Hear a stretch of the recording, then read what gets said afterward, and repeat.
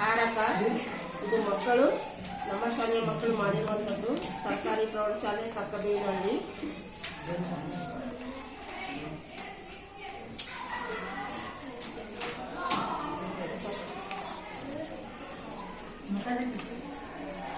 ಕರ್ತಾಕಾರಕ,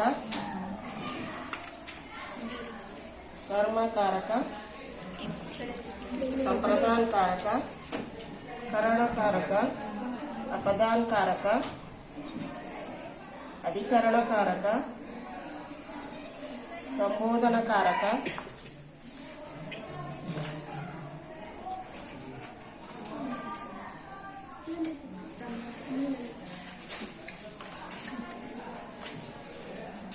कर्ता-कारक ने,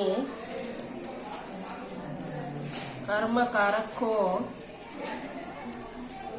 करण-कारक से, अपदा संप्रदान-कारक के लिए के वास्ते के द्वारा, अपदान-कारक से अलग, संबंध-कारक का के की, अधिकरण-कारक में और पर,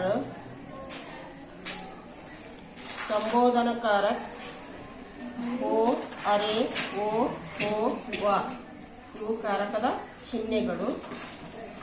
ಅದರ ವಿವರಣೆಯನ್ನು ಇಲ್ಲಿ ಕೊಟ್ಟಿದ್ದಾರೆ. ಕಾರಕವನ್ನು ತುಂಬ ಚೆನ್ನಾಗಿ ಮಕ್ಕಳು ಮಾಡಿದ್ದಾರೆ.